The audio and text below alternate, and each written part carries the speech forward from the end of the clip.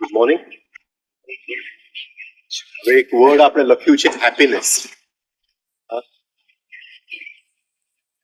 Light હોય તો જ હેપીનેસ હોય.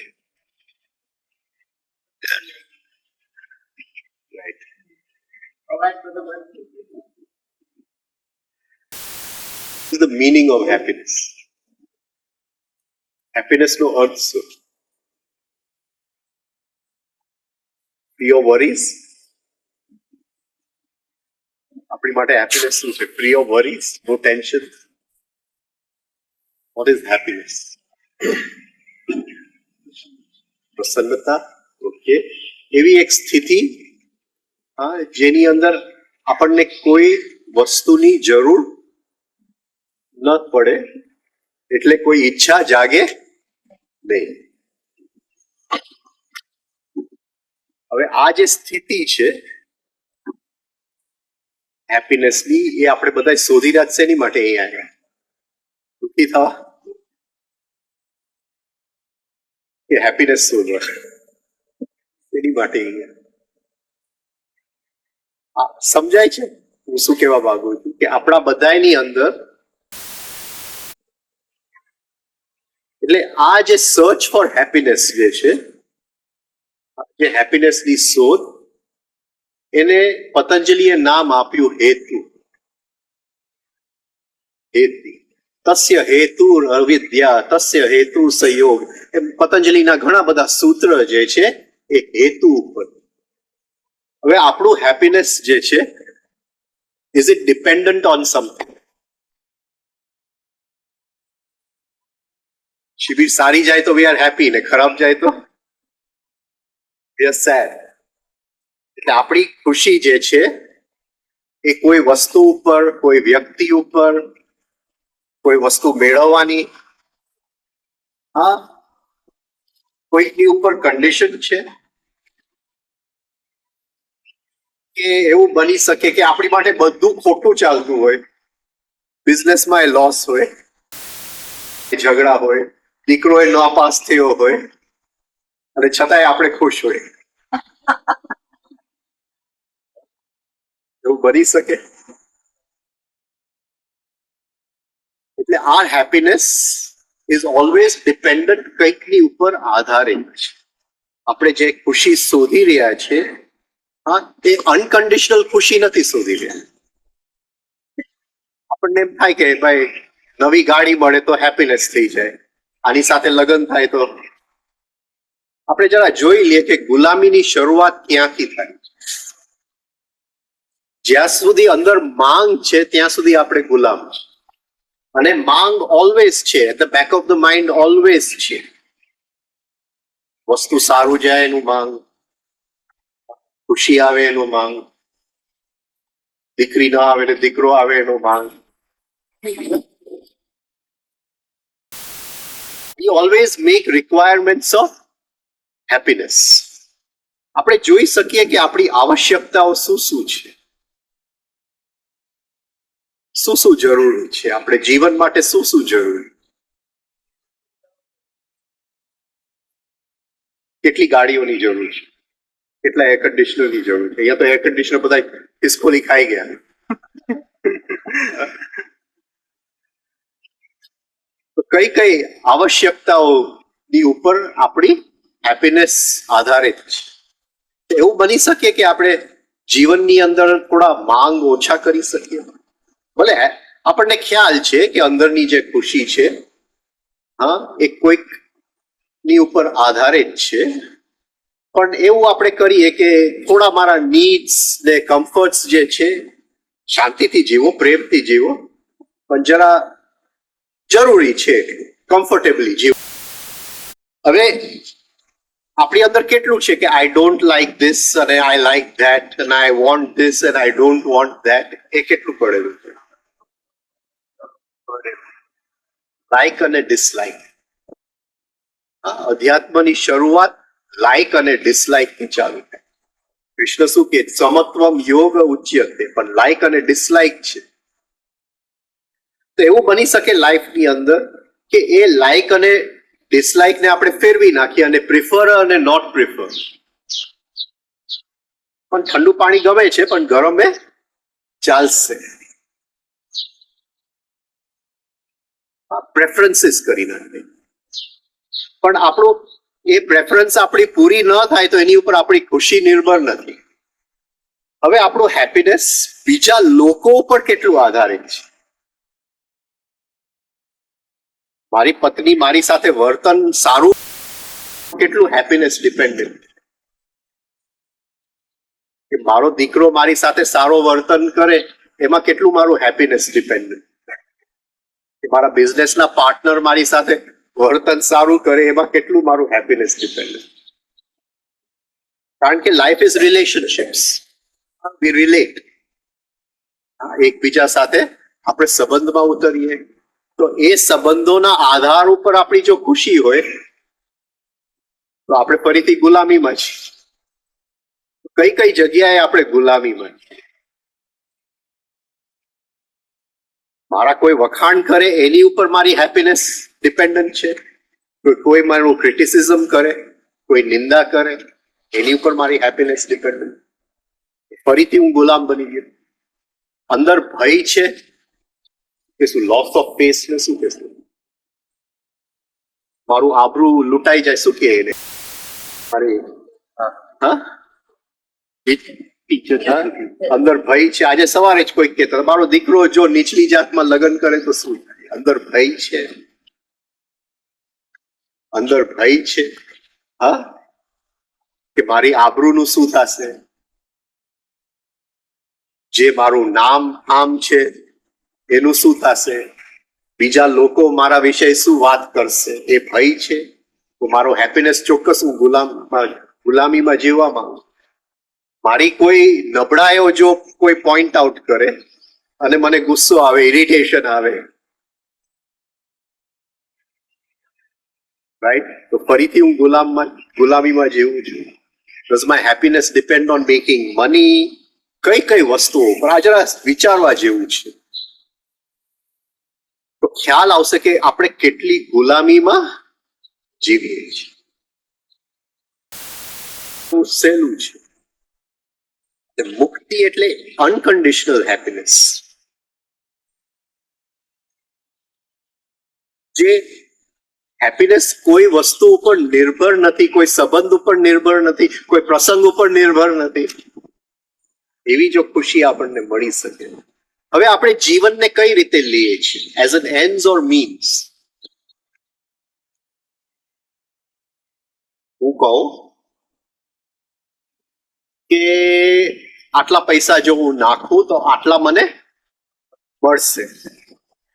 તો I have taken life as an ends, કે મારો આ મળવું જોઈએ, જીવનમાંથી આટલું મળવું જોઈએ. શું કહેશું ગુજરાતીમાં, એન્ડ્સ અને મીન્સ. પરિણામ અને જીવનમાંથી કંઈક મેળવવું છે કે જીવન એક સાધન છે હાયર સ્થિતિમાં જવા માટે? આ સમજાય? હા, જીવનને સાધન તરીકે ઉપયોગ કરીએ છીએ કે સાધ્ય તરીકે ઉપયોગ કરીએ છીએ? આપણી માટે જીવન શું છે? સાધ્ય છે કે સાધન છે? Really?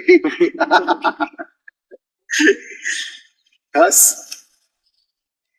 We are always result oriented. Always result oriented. અહીંયા પણ છે કે ભાઈ કંઈક તો મળવું જોઈએ શિબિરમાં. એમને એમ ખાલી હાથે પાછા નહીં જવું.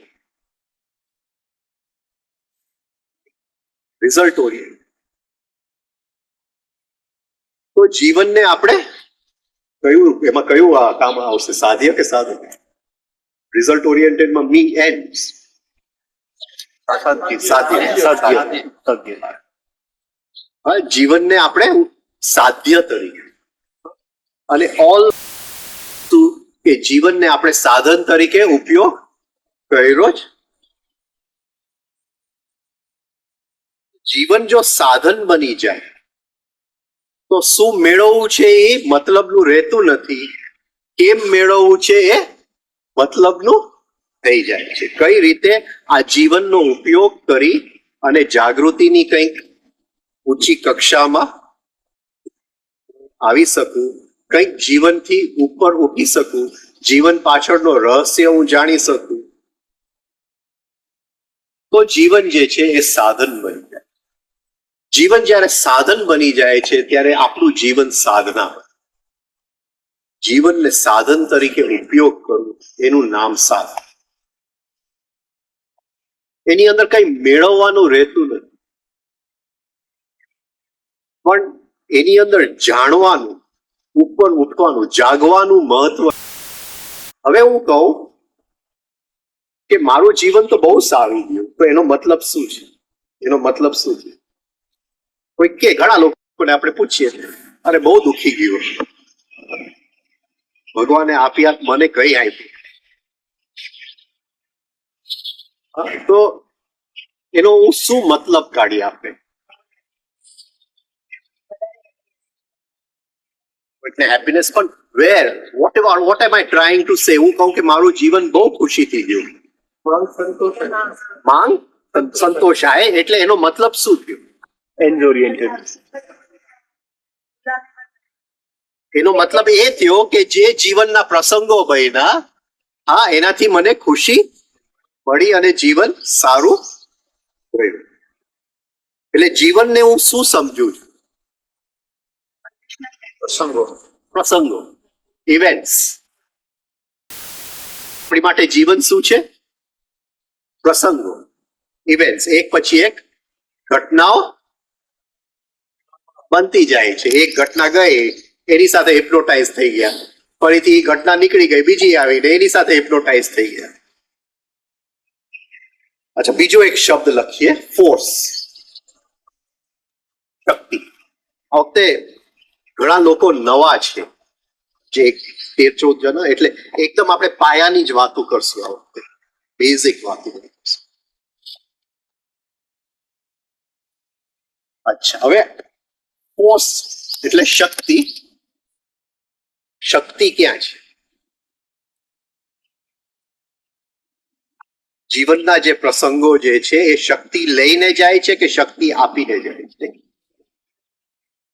હા, આપણે એક સારું પિક્ચર જોવા જાય, પણ પિક્ચર પછી થાકી જાય. જેમ્સ બોન્ડ નું પિક્ચર જોયું, હવે જલ્દી ઘરે જઈને સુઈ જાય. પિક્ચર તો સારું હતું, જીવનમાં ખુશી બહુ મળી, પણ શક્તિ બધી છીનવાઈ ગઈ. શક્તિ ક્યાં છે? શક્તિ જીવનના પ્રસંગોમાં છે, ક્યાં છે શક્તિ? સાધના માટે જે મૂડીની જરૂર પડે છે એ છે શક્તિ. હવે આપણે આ શોધવાનું છે. આપણું બેંક બેલેન્સ આપણું વધારવાનું છે. બેંક બેલેન્સ વગર સાધના નહીં થાય. શક્તિ શિવ સાથે છે. મારો મિત્ર છે, એ શિવની પૂજા કરે, સવાર સાંજ ધોયા કરે, શિવલિંગ ને ધોએ ને આરતી ચડાવે. હા, હવે શિવની પૂજા કરીએ તો શક્તિ મળે કે શક્તિની પૂજા કરીએ તો શિવ મળે? બોલો બોલો. હા, શક્તિની પૂજા એને ખબર નથી કે જે પૂજા કરવાની પત્ની નહીં કરવાની, એ શિવની પૂજા કરવાની. શક્તિની પૂજા કરે તો શિવ મળી જાય. Life is a game of chess. અને હર ક્ષણે કોઈ ઘટના આપણને મળવા આવે છે, અને એ ઘટના શેની માટે આવે છે? આપણને મળવા શેની માટે આવે છે? શક્તિ છીનવા માટે. હા, શક્તિ છીનવા માટે આવે છે. શું કામ શક્તિ છીનવા માટે આવે છે? કારણ કે પ્રકૃતિને આ શક્તિની જરૂર છે. એ રોજ રાતે આપણે સુઈ જાય, સવારે ઉઠીએ એટલે પોકેટ મની લઈને ઉઠીએ, પણ બપોરે 12 વાગે પોકેટ મની પૂરી ખતમ. 12 વાગે ત્યાં આખો બાકીનો દિવસ ઘસડો.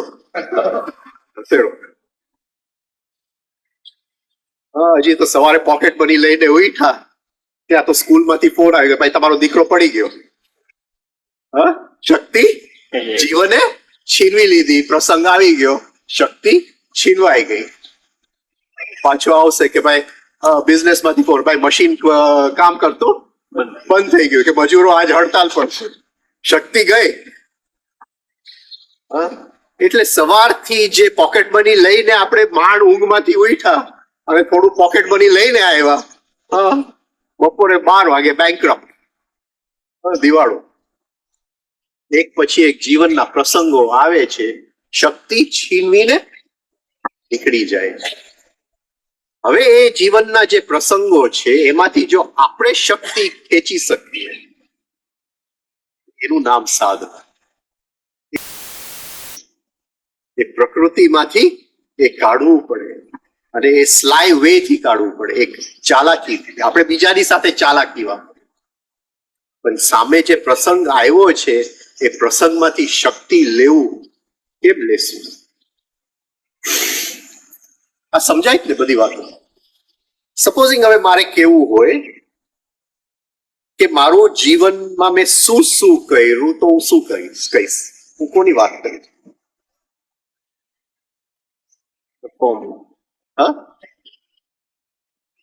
નહીં, તમને હું પૂછું કે શું કર્યું તમે, તો તમે કહેશો કે નાનપણમાં હું ક્રિકેટ રમેલું, પછી આમ કરેલું, તેમ કરેલું, આ ક્લાસમાં આવ્યો ત્યાં ટીચર બહુ મારતી હતી. હા, જ્યારે we talk about the history of our lives, હા, આપણા જીવનનું જ્યારે હિસ્ટ્રીની વાત કરીએ ત્યારે આપણે કોની વાત કરીએ? બહારની દુનિયાની વાત કરીએ છીએ, પ્રસંગોની વાત કરીએ છીએ. સાધના અને પ્રસંગો સાથે મતલબ છે નહીં. સાધનાને રસ જ નથી, કોઈ પણ પ્રસંગ બદલાવામાં રસ નથી. જે પ્રસંગ સામે આવ્યું એમાંથી શક્તિ કેમ ખેંચી લેવું, એનું નામ સાધના.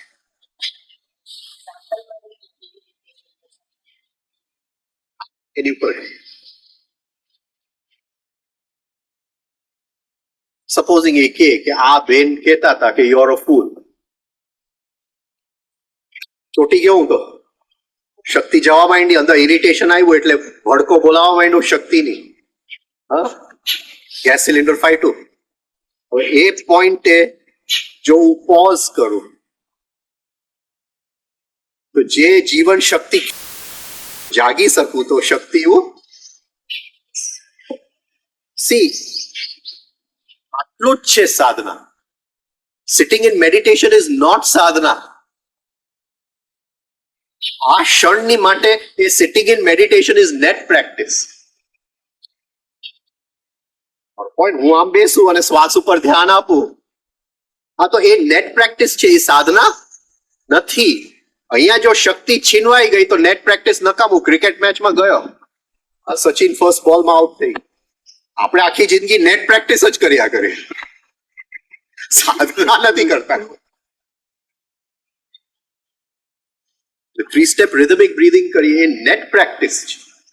એ નેટ પ્રેક્ટિસ એની માટે છે કે એ ક્ષણે જ્યારે એને મને કીધું હું ચોટી ન જાઉં, અને જે શક્તિમાં પ્રસંગ આવ્યું શક્તિ લેવા માટે, એ પ્રસંગમાંથી હું શક્તિ વધારીને પ્રસંગને જવા, એ શક્તિ જ્યારે વધતી જાય છે એક દિવસ એની અંદર શિવના દર્શન થાય. શક્તિ વગર શિવના દર્શન નહીં થાય. તો આપણે જ્યારે આપણી જીવનની વાત કરીએ ત્યારે હંમેશા ઘટનાઓની વાત કરીએ છીએ, પણ ઘટનાઓ એટલે only one side of our life. હરેક ઘટનાની પાછળ કંઈક બીજું હોય છે. એ શું હોય છે? હરેક ઘટના બને છે ત્યારે બે વસ્તુ સાથે જીવાય છે, એક ઘટના અને બીજું શું?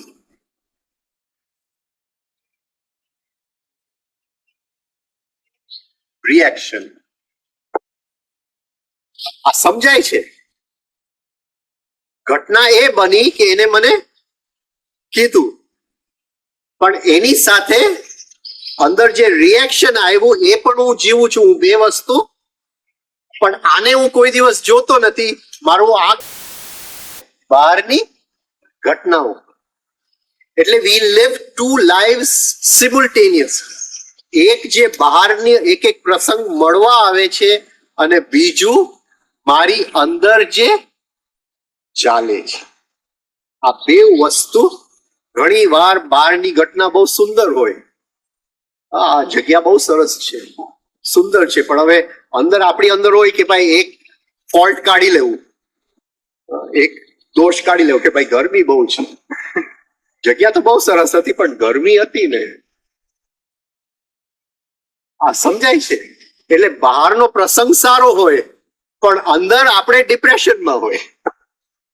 એટલે જીવન is moving on two pathways at the same time. એક જે બહાર બની રહ્યું છે અને એક જે હર ક્ષણે અંદર બની રહ્યું છે. આ બરાબર, કારણ કે આખું જીવન લોકોનું એમાં જ જાય છે, બહારની ઘટના બદલાવા. આની અંદર બહુ ગુસ્સો છે, એને બદલાવો. આ માણસ મારો ભાવ નથી પૂછતો, એને બદલાવો. હા, આનું આમ કરો, આનું તેમ કરો. એને ખ્યાલ નથી કે એ જે અંદર ચાલી રહ્યું છે એ બદલશે તો બધું બદલાઈ જશે. એટલે જીવન જે છે એ બહારના પ્રસંગો છે, પણ અંદર જે છે મારી અંદરની સ્થિતિઓ છે. એટલે પ્રસંગ અને સ્થિતિ, પ્રસંગ અને સ્થિતિ, અને આ બેવનું જોડાણ છે. આવડિયાજી કહે છે incoming impulse identical memory pattern. કોઈ પણ ઘટનાને કઈ સ્થિતિથી હું મળવા જાઉં, એટલે બહારની ઘટનાઓ, એની સાથે મારો મૂડ, મારા ચિંતાઓ, મારી આદતો, મારી ભયો, મારી જે બધી અંધશ્રદ્ધાઓ, નારાયણ બલી, હું એન્જોય કરી રહ્યો છું, નથી એન્જોય કરી રહ્યો છું. એટલે આ બે પટ્ટી આપણી સાથે સતત ચાલુ છે, અને ઓલવેઝ આપણે બહારની પટ્ટી સાથે હિપ્નોટાઇઝ છે. એટલે એ અંદરની પટ્ટી આપણને દેખાતી. ઘણી વાર જે અંદરની પટ્ટી ચાલતી હોય એને બહારના ઘટના સાથે કોઈ મતલબ પણ હોતું નથી. એટલે આ જરા પહેલા ક્લિયર થઈ જવું જોઈએ કે ઘટનાઓ અને એની સાથેની સ્થિતિ જે છે એ બે અલગ વસ્તુઓ છે. અને કોઈ પણ ઘટનાને સાધના બદલાવા નથી જતું. સાધનાને જે રસ છે એ અંદરની જે એક પછી એક ઘટનાની સામે જે સ્થિતિ એને મળવા આવે છે, બદલવામાં સાધનાને રસ. એક તોફાન આવે, અંદરની સ્થિતિ ભય નહીં થાય. એવા બધા આપણે નેશનલ જ્યોગ્રાફિક જોઈએ તો એવા લોકો છે કે તોફાનની રાહ જોતા હોય તો એ આગળ લઈને એની અંદર સ્ટડી કરવા નીકળી પડે. તો બહારની ઘટના સેમ છે, પણ અલગ અલગ વ્યક્તિઓને સ્થિતિ બદલાતી જાય છે. હવે કયો લક્ષણ છે કે આ ઘટનાની સાથે આપણે ચોટેલા છે? શું એવું લક્ષણ હશે? આપણે શું કહેશું? આ સારું છે, આ ખરાબ છે, આ ગમે છે, આ નથી ગમતું. જેવું એ નીકળી જાય છે તો સમજવું કે ઘટનાની સાથે આપણે ચોટેલા છીએ. માન્યતાઓ કોઈ પણ અઘરું છે ઘટનાને ન્યુટ્રલ જોવું. સપોઝિંગ મારો દીકરો પડી જાય, એ ઘટનાને ન્યુટ્રલ જોવું બહુ અઘરું છે. સાધના આખી એવી વાત છે કે કોઈ પણ ઘટના આવે છે એ અંદરથી કલર થાય છે, અંદરની સ્થિતિથી કલર થાય છે. પકડાય છે? હું શું કહેવા માંગુ છું? ઘણાના દીકરાઓ પડી જાય છે, જે અંદર આવે છે એ સેમ, એ ન્યુટ્રલ જ અંદર આવે છે. પણ અંદર જેવું આવે છે, અંદર મારા ભાવ કેન્દ્રમાંથી, મારા વિચાર કેન્દ્રમાંથી એને હું કલર કરી નાખું છે, ને અંદરની સ્થિતિ બને છે. ને આ ઓટોમેટિક જ થાય છે. There is no gap. એ ઘટના અંદર આવે છે અને આ કલરિંગ થાય છે, વચ્ચે ગેપ નથી. ઘણી વાર કોઈ ઘટનાની આપણે ઘણા દિવસોથી રાહ જોતા હોય, થવાનું હોય તો ઘણા દિવસોથી રાહ જોતા, એટલે એનું ડે ડ્રીમિંગ ચાલતું હોય કે આમ કરશું તેમ કરશું. પણ જયારે ઘટના પૂરી થાય ત્યારે આપણને એમ લાગે કે જેટલું એમાંથી મેળવવાનું હતું એ આપણને મળ્યું નહીં. ત્યારે આપણને ખ્યાલ આવશે કે એ ઘટના ઇમ્પોર્ટન્ટ નથી, અંદરની સ્થિતિ ઇમ્પોર્ટન્ટ. નાઉ આપણે આપણી હિસ્ટ્રી કહી શકીએ તો સ્થિતિઓની હિસ્ટ્રી કહી શકીએ.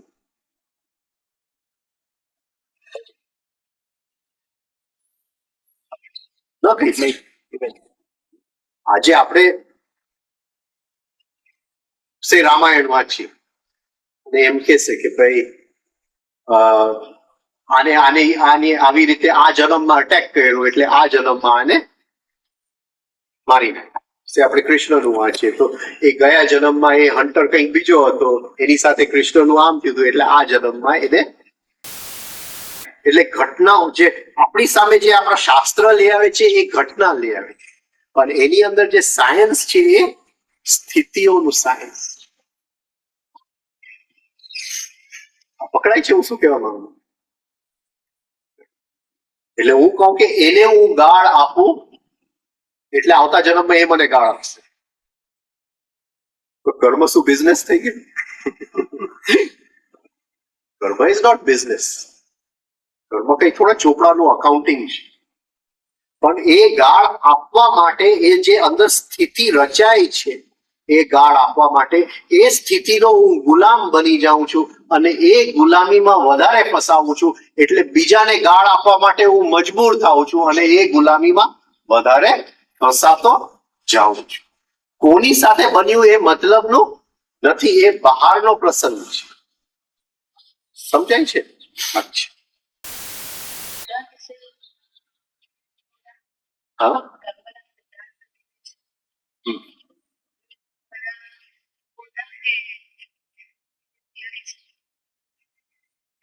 it is not a theory, it is a law.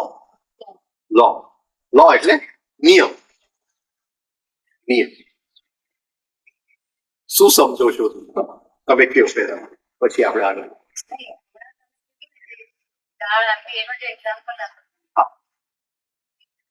આપણે નોર્મલી આપણે શું આપણે કઈ પણ સફર કરતા હોઈએ તો આપણે કઈ કે ભાઈ કઈક ગયા જન્મનું આની સાથે કઈ લેણું હશે કે આના કઈક આપણી પણ આ હશે, એને કારણે આપણે આ જન્મમાં ફેસ કરીએ. શું કરું? It's false. It's totally false.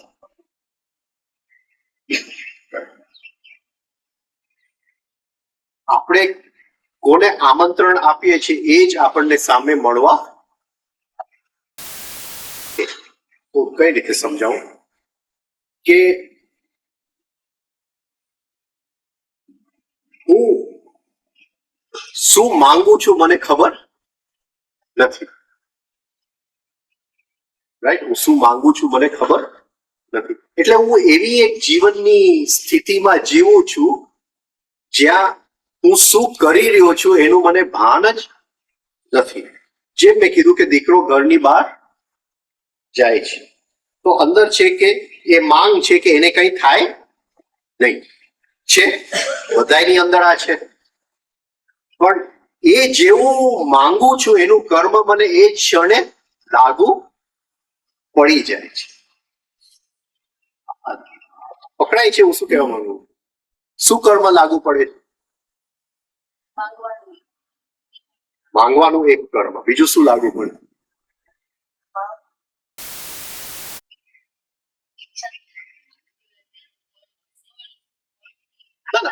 Right, ફળની આશા બરાબર છે, પણ મેં શું માંગ્યું એ મને ક્લિયર છે એવું.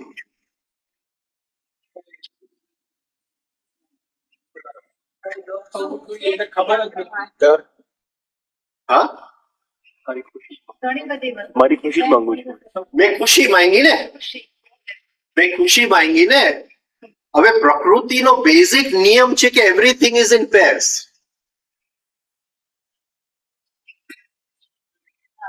પ્રકૃતિનો આ પાયાનો નિયમ છે. એ જ્યારે પરમાત્મા વ્યક્ત થાય છે ત્યારે એ અદ્વૈતમાંથી પહેલો નિયમ છે દ્વૈત. નોવાઝ આર્ક પહેલો નિયમ છે દ્વૈત, એવરીથિંગ ઇન પેર્સ. એટલે હું કહું કે મારા દીકરાનું સારું થાય એની સાથે હું શું કહી રહ્યો છું કે એનું ખરાબ થાય, કારણ કે એ બેવ સાથે જ ચાલે.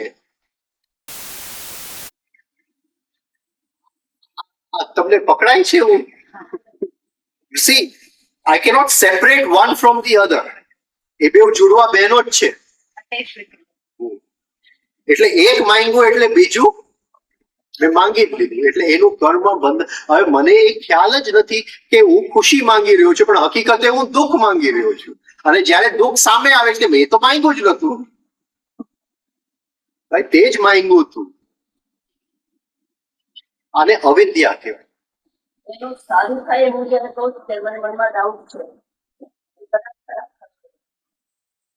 હું એમ કહું છું ને કે એનું સારું થાય, એટલે હું શું એની માટે તો નથી માંગતો, મારી ખુશી માંગુ છું. નહીં, પ્રકૃતિ જે કરે છે એ સારા માટે જ કરે છે. કદાચ અત્યારે સારું ન દેખાતું હોય તો બી ભવિષ્યમાં એ સારું જ થવાનું છે એ મારો વિશ્વાસ નથી. તો હું એને માગું છું કે એનું સારું થાય. તમે વેરી ક્લોઝ છો, બહુ જ નજીક છો. એટલે પ્રકૃતિમાં બધું પૂર્ણ જ છે, રાઈટ. અને આ એનું જ્યાં છે એને લઈ જ જવાનું છે. એમાં કઈ હું કરી શકતો નથી. હું પ્રેમ કરી શકું, પ્રેમ ન્યુટ્રલ છે. હા, પ્રેમ કરી શકું, પણ જ્યારે હું અંદર તો આમ સરખી રીતે હેમ ખેમ પહોંચે, રાઈટ. હા, એટલે એ જેવું અંદર એ છે, એટલે એની સાથે હું કહું છું કે ભાઈ એવો પ્રસંગ ના આવે જે મને દુઃખ થાય. એટલે હું શું કહું છું કે ભગવાન મને દુઃખ આપજો. આ સમજાય છે? આને અવિદ્યા કહેવાય, અભાનતા, કે મને ભાન નથી કે હું શું કરી રહ્યો. I cannot see the consequence of this of my. Jesus કહે છે કે forgive them, they know not what they are doing. એટલે એ લોકો શું કરી રહ્યા છે એ જ એને ખ્યાલ નથી. હું ભગવાન પાસે તો માંગુ, ભાઈ ચલો ભાઈ ભગવાન 2000 ની પૂજા કરાવી, હા આટલા બધા આ ચડાવ્યું તે ચડાવ્યું, એટલે એની બદલામાં તું મને શું આપવાનું છે? એમ જ થશે ને. હા, ભગવાન કહેશે ભાઈ હું આપું ખરું, પણ અહીંયા નિયમ છે કે તારે બેવ ભેગા લઈ જવા. એક તો શક્ય જ નથી. અને આપણને ખ્યાલ જ નથી. આપણને એમ લાગે કે આપણે સુખ જ માંગી રહ્યા છીએ, અને હર ક્ષણ એ જે અંદરનું હેતુ જે છે કે મને સુખ જોઈએ છે એ જ દુઃખ માંગી રહ્યો છે. એટલે હર ક્ષણે આપણે દુઃખને આમંત્રણ આપી રહ્યા છે. તસ્ય હેતુ અવિદ્યા. પોઝિટિવ થિંકિંગ ની સાથે નેગેટિવ થિંકિંગ બી આવી જાય છે. પોઝિટિવ થિંકિંગ સી થોટ ની કોઈ કિંમત જ નથી સાહેબ. થોટ છે ને એ કોલસો છે. કોલસાથી હવે આપણે બળતણ ઊભું કરીએ અને પાવર કાઢીએ, એ તો રાઈટ. પોઝિટિવ થોટ નથી, પોઝિટિવ ઇમોશન છે. અને પોઝિટિવ ઇમોશન કોઈની અંદર નથી. કારણ કે પોઝિટિવ ઇમોશન એવી વસ્તુ છે જેનું કોઈ નેગેટિવ કાઉન્ટર પાર્ટ નથી. મારો પોઈન્ટ પકડાય છે? હું એને પ્રેમ કરીશ તો આવતીકાલે એને જ હેટ કરીશ. તો મારો પ્રેમ જે છે અંદરના ધ્રુણા ઉપર નિર્ભર છે. મારી પાસે એવો કોઈ પ્રેમ નથી જે ધ્રુણા ઉપર નિર્ભર ન હોય. એને પોઝિટિવ ઇમોશન કહેવાય. જીસસ પાસે છે, કૃષ્ણ પાસે છે, સમજાય છે? એ જે ઇમોશન છે એનું કોઈ નેગેટિવ કાઉન્ટર પાર્ટ વસ્તુ જ છે. આપણી પાસે પોઝિટિવ થોટ્સ છે, થોટની કોઈ કિંમત નથી. એ બહુ નબળી વસ્તુ છે. એ પોઝિટિવ થિંકિંગ થી કઈ નથી થવાનું. Thoughts have no strength. જે સ્ટ્રેન્થ છે એ ઇમોશન્સમાં છે, અને સ્ટ્રેન્થ ઇમોશન્સમાં ત્યારે આવે જ્યારે મારા ઇમોશનલ સેન્ટર અંદરનો જે ભાવ કેન્દ્ર છે એ પ્યોરિફાય થાય. ઇમોશનલ તરફ ધીરે ધીરે એ સ્થિતિમાં પોઝિટિવ ઇમોશનલ સ્થિતિમાં ઇમોશનલ કેન્દ્રને સાફ કરવાથી જે બચે છે એ પોઝિટિવ ઇમોશન બચે છે. તો એને પ્યોરિફાય કરવું, પ્યોરિફિકેશન, શુદ્ધિકરણની યાત્રામાંથી નીકળવું પડે. અને એ ડગલે ડગલે એ પ્રેક્ટિસ કરવું. થોટ ને ઇમોશન ફેરવી શકાય. થોટ્સને કારણે સ્થિતિ આવવાની શક્યતા થોટ્સના કારણે એ સ્થિતિ છે એવી એક સમજણ આપણી અંદર આવી શકે, અને એ સ્થિતિ તરફ જવા માટે આપણે પ્રયાસ કરી શકીએ. એક ઇન્ટેલેક્ચ્યુઅલ અન્ડરસ્ટેન્ડિંગ આવી જાય. રાઈટ? ઇમોશનલ કેન્દ્ર, અત્યારે ઇમોશનલ સેન્ટર તમે જસ્ટ વિચારો કે જસ્ટ સેજ ગરમીનું મોજું આવશે, અંદર ડિસલાઇક આવી જશે. તો આપણું જે ઇમોશનલ સેન્ટર છે એની અંદર પ્યોરિટી જ નથી. It is full of likes, dislikes, want, don't want, ગમે છે, નથી ગમતો, આ આવો છે, તે તેવો છે, એ બધું અંદર ભરેલું છે. અને એ બધું ઓટોમેટિક થાય છે. એક જીવન નીકળી જાય એને સાફ કરતા, રિફાઇન ઇમોશનલ સેન્ટર. એટલે purification of the emotional centre. ચલો આપણે લવ લઈએ. આપણે લવ થી શું સમજીએ? એક ઇમોશન છે લવ. લવ એટલે શું? બોલો બોલો, કોઈના પ્રેમમાં નથી પડ્યા કોઈ દિવસ? હા? વ્યક્તિ તરફનો આકર્ષણ. એટલે અટ્રેક્શન, રિપલ્શન ઇઝ લવ. જરૂરી ફર્સ્ટ નથી. Step. First step. First step is attraction. Okay. અને જ્યાં અટ્રેક્શન છે ત્યાં રિપલ્શન થવાનું છે. હા? એ સેકન્ડ સ્ટેપ. સેકન્ડ સ્ટેપ એવું છે. તો પેલા ફર્સ્ટ સ્ટેપ કરી લેવું.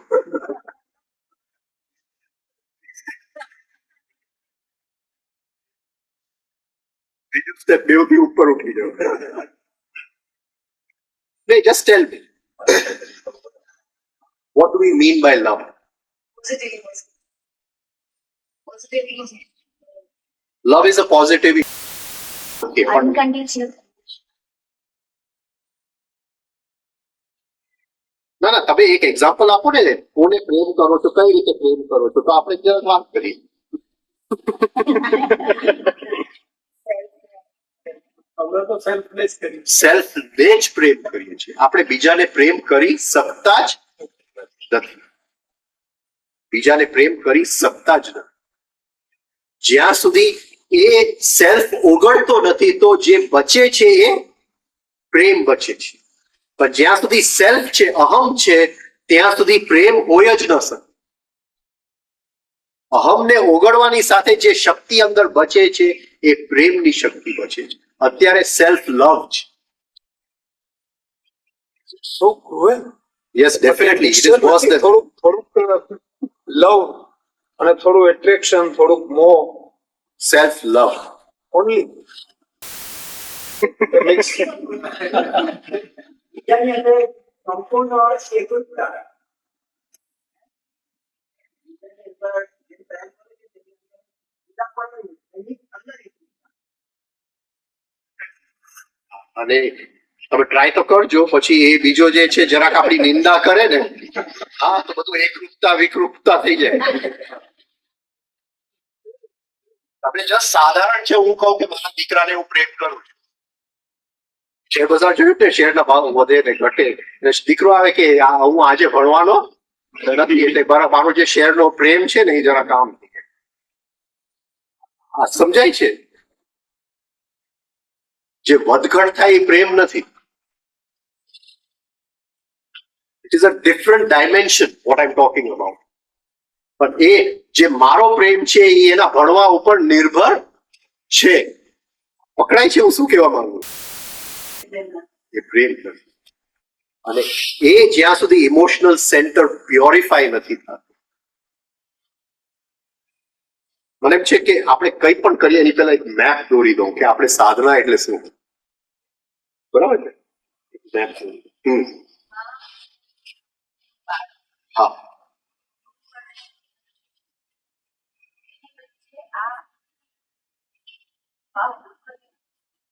બહુ સુંદર વાત કરી. એટલે જ્યારે બાળક આવે છે એ માં જો એ પ્રેમની સંવેદનામાં ઉતરી શકે, બિફોર એ પ્રેમમાં સેલ્ફ ભળી જાય, મારો બાળક સમજે છે એ મારો બાળકનો ભાવ આવે છે, એની પહેલા અંદર કંઈક સ્ફૂર્તિ થાય છે, એ વાત્સલ્યની સ્ફૂર્તિ થાય છે. એ તમે જોશો એનિમલ વર્લ્ડમાં જે ગાય એના વાછડા માટે છે, એ વાત્સલ્યની સ્ફૂર્તિ છે. એ બહુ કિંમતી વસ્તુ છે. ત્યાં real it just comes like this. આપણને પણ થાય છે, હું કોઈકના પ્રેમમાં પડું, ઓર્ડનરી હું કહું કે એક છોકરીના પ્રેમમાં પડું, તો શરૂઆતની અંદર તો એ પ્યોર જ છે, પણ પાછળ તો મારો અહમ બહુ ખતરનાક છે, તરત કેસે લગ્ન કર લે. એટલે એક અંદર એ બિઝનેસ કરશે કે જો લગ્ન નહીં થાય તો આ પ્રેમ પતી ગયું. એટલે એ પ્યોરિટી આવી ગયું ને. અચ્છા, આપણી મૂડી આને મૂકી દઈએ. ઘટનાઓ શું છે આપણે પછી જશું એક એક ઘટના. કારણ કે જ્યાં સુધી અંદર આપણું સ્ટ્રક્ચર સંસ્કાર નથી બદલાતું ત્યાં સુધી ઘટના નથી બદલાતી. ત્યારે એ ને એ જ ઘટનાઓ જુદા જુદા રૂપે લાઈફમાં આવ્યા જ કરવા. સંસ્કારને આપણે બદલી શકીએ સંસ્કારને બદલી શકે. સાધના દ્વારા. સાધનાનો મતલબ જ એ છે સંસ્કાર. સંસ્કાર બદલાય તો જે જીવનને હું આમંત્રણ આપું એ બદલાય. એ બદલાય તો બહારની ઘટનાઓ બદલાય. તો એ જ વ્યક્તિ જે મારી સાથે ગઈકાલ સુધી દુર્વ્યવહાર કરતો તો કદાચ આજે સારો વ્યવહાર કરે. પણ એને હું બદલાવા નથી ગયો. જે બદલાયું છે એ અંદર પણ એવું બી બને ને કે એનો તો દુર્વ્યવહાર હોય પણ મને સારું વ્યવહાર લાગે.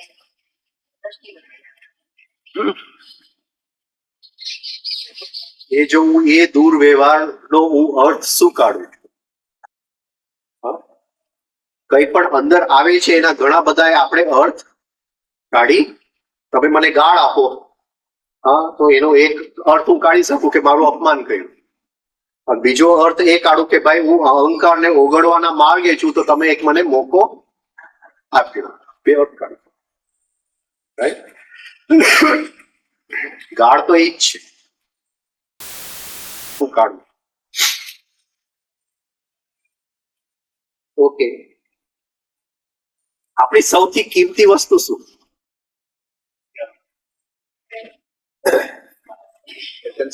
અટેન્શન.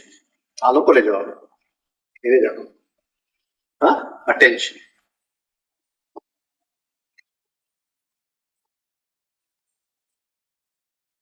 અટેન્શન એટલે શું?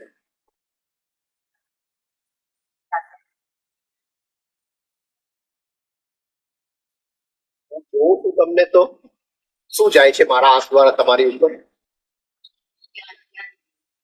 Attention. I pay attention to you. See, this is the most basic thing. Attention. Right? તો હું તમને ઓળખી શકું છું, કોના દ્વારા ઓળખી શકું છું? Attention. એટલે attention is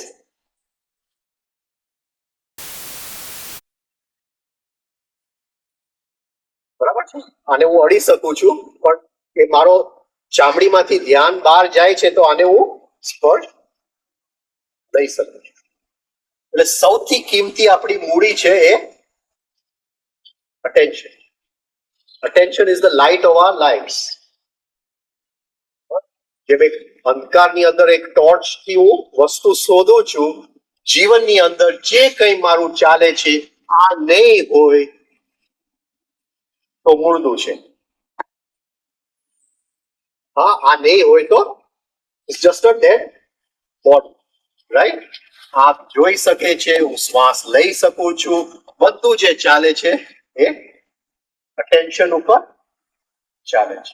એટલે એ અટેન્શન ના કારણે એ મૂળનું જીવન થાય છે. એટલે એ અટેન્શન ને આપણે શું કહેશું?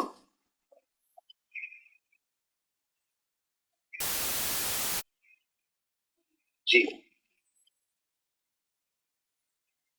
રાઈટ? એ અટેન્શન ને શું કહેશું? જીવ. ધૃતરાષ્ટ્ર રિયલી આંધળો હતો? રિયલી આંધળો હતો? મોહમાં આંધળો હતો. એટલે આપણે શું કહેવા માંગીએ છીએ? મોહમાં આંધળો હતો એટલે શું?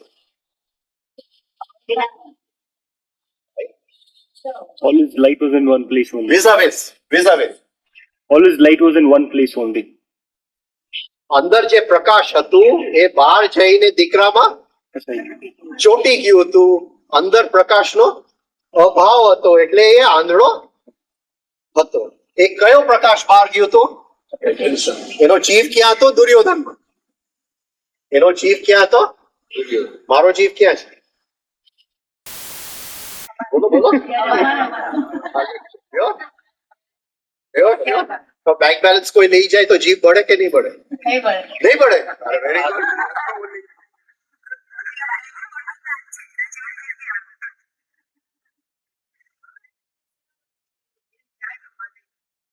ના, એમ નથી કહેતો, પણ આપણું જીવ ક્યાં ક્યાં બળે છે? આપણે ઈમાનદારીથી જોઈએ ક્યાં ક્યાં આપણું જીવ બળે. એમાં નથી બળતું. Somewhere else. મહેસૂસ Somewhere else. તમારી નિંદા કરું તો જીવ બળે.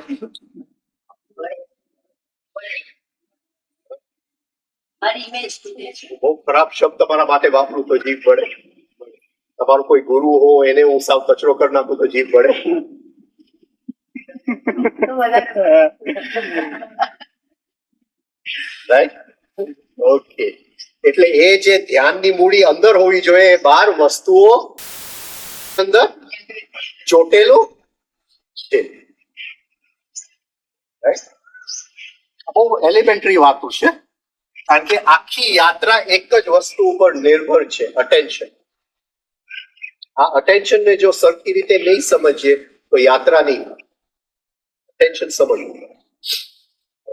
હવે આ અટેન્શન ક્યાંથી આવે છે? કોઈ દિવસ વિચાર કરી?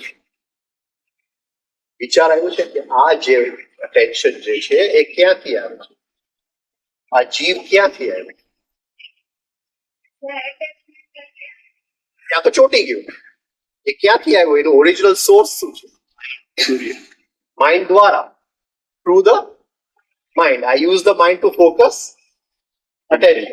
Mind is not the source of attention. The attention comes in the mind starts working. But if there's no attention, the mind cannot work. Okay, now you tell me where આવે છે આ માઇન્ડ ની અંદર? એ attention ક્યાંથી આવે? Power house. Okay, આપણો attention નો power house ક્યાં છે? અટેન્શન નો પાવર હાઉસ ક્યાં છે?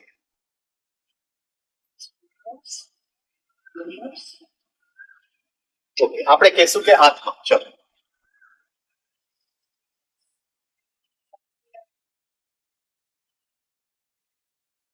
રાઈટ? આપણે જસ્ટ એક મૂકીએ કે આત્મા. રાઈટ?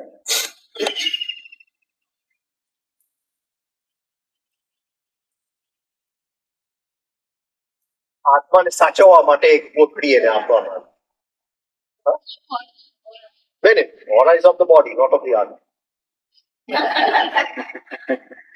એને કોથળી આપવામાં આવી છે કે સાચવે, સચવાઈ જાય ત્યાં સુધી એને કોઈ નુકસાન ન થઈ જાય. હા, એટલે એ આપણે કારણ શરીર, કોઝલ બોડી જે કહીએ. કોથળી કેવી છે? પારદર્શક.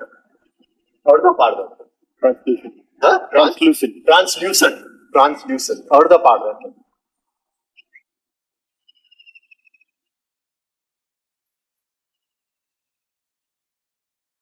એટલે શું થાય? આ જો સૂર્ય હોય, આત્મા જો સૂર્ય હોય તો શું થાય? એનો લાઈટ પ્રકાશ બહાર આવે. પ્રકાશ બહાર આવે, એનો પ્રકાશ બહાર આવે. અહીં સુધી ઈઝી છે, રાઈટ? હવે હું કોમ્પ્લિકેટેડ નહીં બનાવું, આપણે પાછો આવીને કોમ્પ્લિકેટેડ. એટલે આટલો પ્રકાશ બહાર નીકળો, એ પ્રકાશને શું આપણે કહેશું? જીવ. સોલ. યાત્રા કોણ કરે છે? આત્મા કરે છે કે સોલ કરે છે? સોલ. જીવ. જીવ યાત્રા કોણ કરે છે? જીવ. આ તો બેઠો છે ત્યાં, એટલે કે એનો પ્રકાશ બહાર ગયો એટલે જીવ બની ગયો. It's one thing. The light, હા, પ્રકાશ એનો જ છે. કિરણ અને સૂર્ય એક જ છે. કિરણ અને છતાંય અલગ છે, પણ અત્યારે હું અલગ શું કામ અલગ છે હમણાં નથી કહેતો. પાછો આવો. અહીં સુધી સમજાય? મેપ દોરી દો તમે. ઓકે, એટલે અહીંથી પ્રકાશ બહાર ગયો, હા, એને આપણે જીવ કહીશું. એ પ્રકાશને 3 યંત્ર મળે છે: મન, બુદ્ધિ અને Ahamkar. અહંકાર. હવે એને પ્રકાશ બહાર ફેંકવાનું કારણ શું? પ્રકાશ બહાર ફેંકવાનું કારણ શું? જોવા માટે. અનુભૂતિ. એટલે એને પોતાનું મોઢું જોવું, રાઈટ? એટલે એ કે હું જો પ્રકાશ અરીસામાં ફેંકું તો મારું મોઢું મને Dekha. દેખાય, રાઈટ? એટલે એ જે અરીસો એને આપવામાં આવ્યો છે, મન, બુદ્ધિ અને અહંકાર, અને એની સાથે 5 ઇન્દ્રિય. એટલે આ જે પ્રકાશ છે એ મન, બુદ્ધિ ને અહંકાર માંથી થઈ અને ઇન્દ્રિયથી બહાર નીકળે છે, એને શું કહેશું?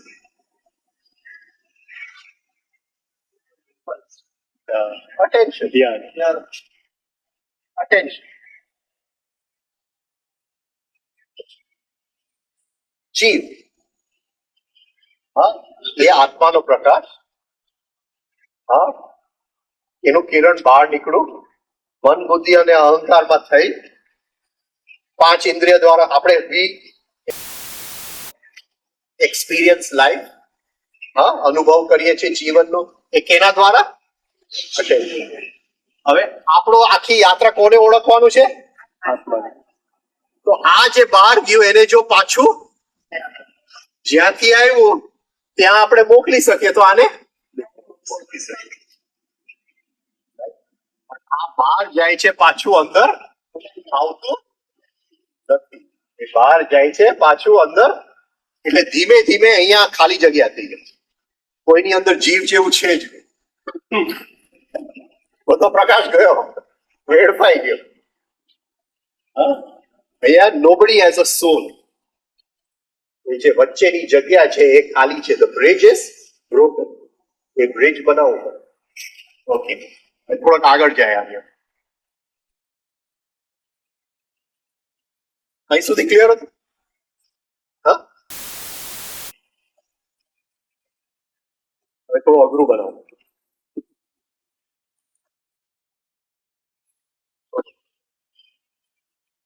હવે આ જે પ્રકાશનું કિરણ બહાર નીકળે છે, જેને આપણે સોલ કીધું,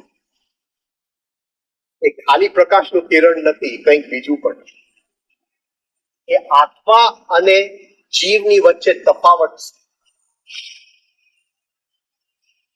યાત્રા જીવ કરે છે, તો એ યાત્રા કયા કારણસર કરે છે? એ બેઉની વચ્ચે ડિફરન્સ શું છે? જીવ અને આત્માની વચ્ચે. ઊંચી ઊંચી વાતો કરું છું, પણ I am trying to break it as basic as possible.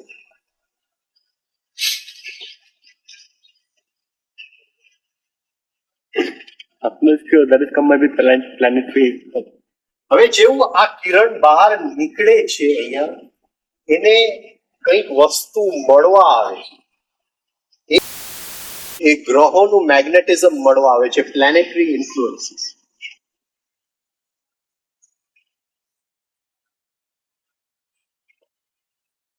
એ જે કિરણ બહાર નીકળે છે એને કોઈક સબસ્ટન્સ, કોઈક દ્રવ્ય મળવા આવે છે, એટલે એ જે આત્મામાંથી કિરણ નીકળવું એને એક દ્રવ્યથી બંધાઈ જાય છે, એટલે ખાલી કિરણ નથી રહેતું, એ એક આ દ્રવ્યમાં બંધાઈ જાય છે, એને સોલ કહેવામાં આવે. સોલ એટલે લાઇટ ઓફ ધ આત્મા, light of the spirit plus planets plus ગ્રહો.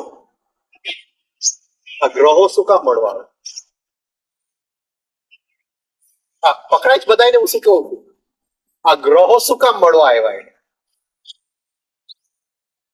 યાત્રાનો પાઠ નથી કરવો, બરાબર છે, પણ શું ઈચ્છા લઈને નીકળો તો કે મારે બધી કરવી છે, જેટલી અનુભૂતિઓ છે એ અનુભૂતિઓ ક્યાં પડેલી છે? ગ્રહોની. કઈ રીતે ગ્રહોમાં અનુભૂતિઓ પડી છે? હજી હવે કોઈ આ બધાના મોડા જરા ઓલા થઈ ગયા છે.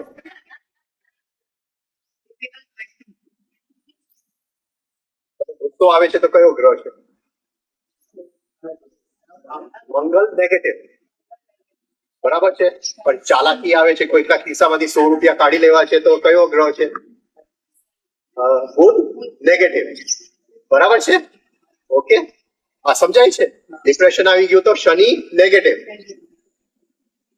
હવે બધી અનુભૂતિઓ ક્યાં પડી છે? ગ્રહોની.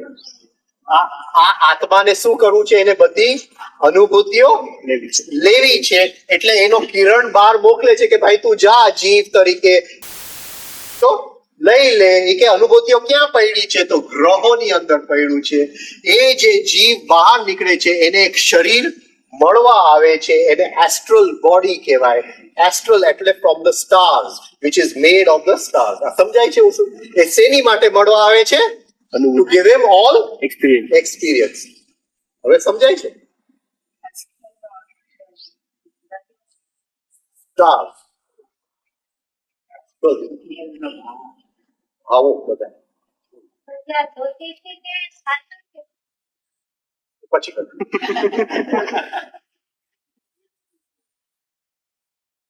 જ્યોતિષ કે કેટલા ભાવ છે? 12 ભાવ છે. તો આપણી અંદર પણ 12 ભાવ છે. એ આત્મા 12 ભાવની યાત્રા કરે તો એને ખબર પડી જાય બધા ભાવની યાત્રા થઈ ગઈ, હવે હું પાછો અંદર જ્યાંથી આવ્યો ત્યાં પહોંચી જાઉં. આ યાત્રાને આપણે ત્યાં કહેવામાં આવે છે કે શું કહેવામાં આવે? હા,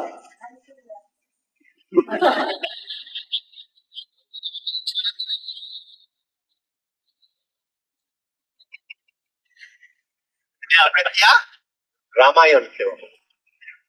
રામાયણ, રામ,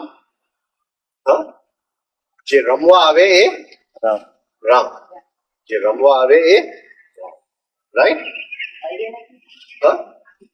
અયન એટલે દિશા. દિશા, રમવાની દિશા. રમવાની દિશા કઈ છે? 12 ભાવની યાત્રા. 12 ભાવની યાત્રા. એ 12 ભાવની યાત્રા આપણે રામાયણ કહેવામાં. એટલે એ ક્યાંથી નીકળે છે? અયોધ્યા. અને પાછો ક્યાં આવે છે? અયોધ્યા. જો મહાભારતમાં કૃષ્ણ મરી જાય છે, આમ મરતો નથી, પાછો અયોધ્યા પાછો આવે. શું કરીને આવે છે? 12 ભાવની યાત્રા. એને કોસ્મિક ડ્રામા કે.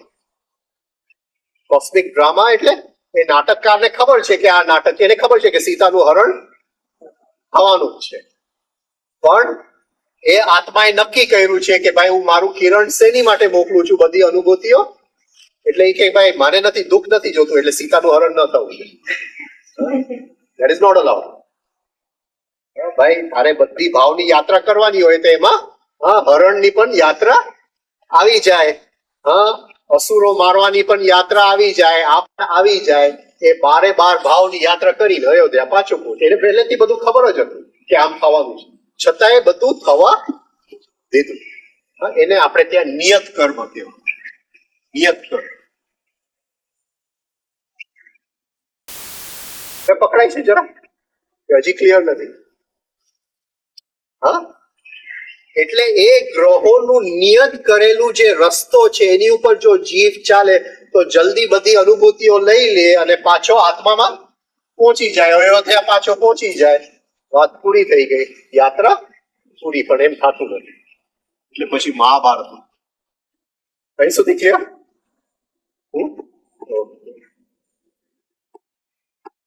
એટલે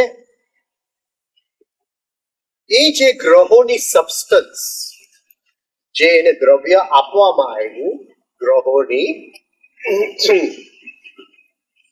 એ અનુભૂતિ જુદી જુદી કઈ રીતે આપી શકે? આ તો જસ્ટ કે મારા જીવનમાં દુઃખ આવ્યું તો શનિના લીધે આવ્યું, બરાબર છે, પણ એક્ઝેક્ટલી એવું નથી હોતું. It is a combination. It is a combination. એટલે હું શું કહું કે આ જે 7 ગ્રહો છે એ અમુક પેટર્નમાં જો ગોઠવાઈ જાય તો આને દુઃખ કહેવાય. અમુક પેટર્નમાં ગોઠવાઈ જાય તો આને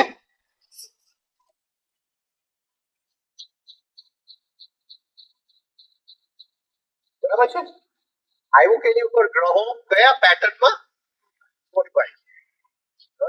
સીતાનું હરણ થયું તો રામને દુઃખ થયું તો ગ્રહો એક કોઈક પેટર્ન એને આપ્યું, ફરીથી સીતા મળી ગઈ, સુખ થયું. હા, તો રાઈટ. ઓકે, એટલે બધું જે છે એ આ પેટર્ન્સ ઉપર નિર્ભર છે. Patterns, memory patterns.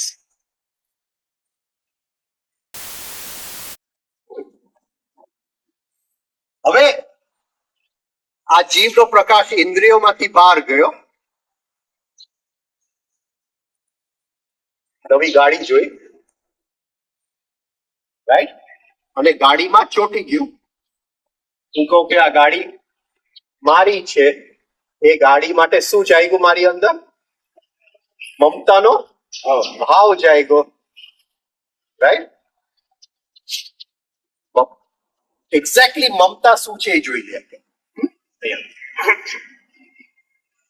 એટલે એ ગાડીની અંદર મારો જીવ ગયો પણ ત્યાં ચોંટી ગયો. અંદર જે પ્રકાશ હતું એ પ્રકાશમાંથી થોડું બેંક બેલેન્સ ઓછું થઈ ગયું, એ ગાડીમાં ચોંટી. એનો મતલબ શું છે? મારી પાસે 100 રૂપિયાનું બેંક બેલેન્સ છે, એમાંથી 1 રૂપિયો ની અંદર ગાડીમાં ચોટી. હવે એ ગાડીને કંઈ પણ થાય તો મને જીવ બળે. હા, એ છોકરાઓ જો આવીને એક લીટો કરી જાય તો એ જીવ બળે, રાઈટ. અને તમે કહો કે ભાઈ તારા ગાડી કરતા ઘણી ગાડીઓ સારી છે તો એ મારો જીવ બળે, રાઈટ. જીવ મારો જઈને ગાડીમાં ચોટી ગયો. હવે મારી પાસે હું આત્મામાંથી નીકળેલો ત્યારે 100 રૂપિયાનો પ્રકાશ લઈને આવ્યો, એમાં રૂપિયો તો અહીંયા ફસાઈ ગયો. એટલે એ જેને આપણે મમતા કહીએ છીએ એનો મતલબ શું?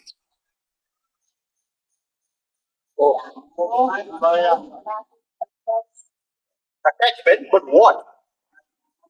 How am I balancing the books of accounts? Maybe. How am I અહીંથી આ બહાર ગયું, એ ડેબિટ થઈ ગયું, અને મને એમ થયું કે આ વસ્તુ મળી, એ મારો જે મૂડી ગયું એની બદલામાં મને આ વસ્તુ મળી, મારું બુક ઓફ અકાઉન્ટ બેલેન્સ. મમતા થઈ ગઈ, માયા કહેવાય. આ સમજાય છે કે જે મારી રિયલ મૂડી બહાર ગઈ અને એની બદલેમાં મને વસ્તુ મળી ગઈ. આ પકડાય છે? હું શું કહેવાનું? મમતા. અહંતા એટલે શું?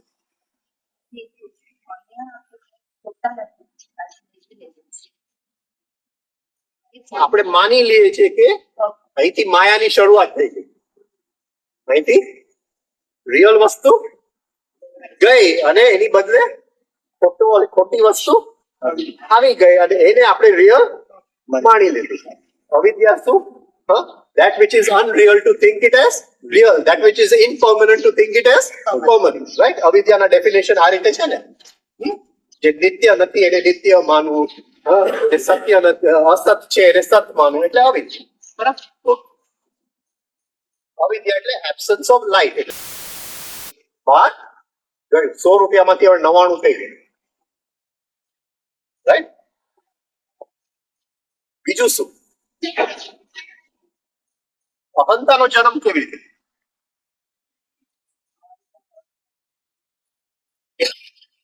Okay, we'll come to it later. We'll come to it later.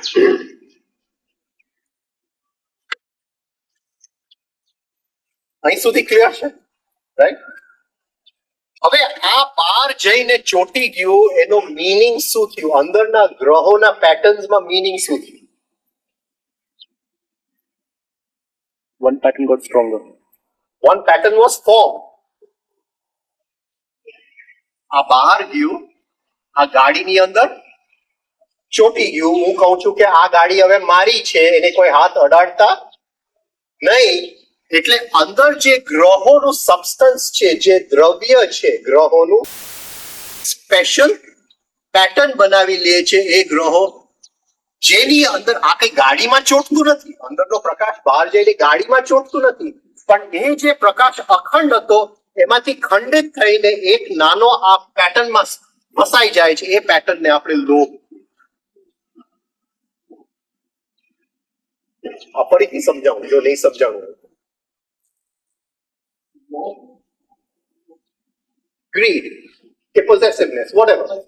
Possessiveness. એક દાખલો જ આપું છું કે હકીકતે પ્રકાશ કઈ ગાડીમાં ચોટતો નથી, પણ એ પ્રકાશ જે છે એ જે ગ્રહોનું મને સબસ્ટન્સ મળ્યું એ થોડું પ્રકાશ લઈ અને એક પેટર્ન બનાવી નાખે છે. કોનું પેટર્ન? પોઝેસિવનેસ ગણો કે લોભ ગણો, ગમે એ ગાડી પ્રત્યેનું મમત્વનું જે મારા સબકોન્શિયસ માઇન્ડમાં હંમેશા માટે રહે છે, એને આપણે સંસ્કાર.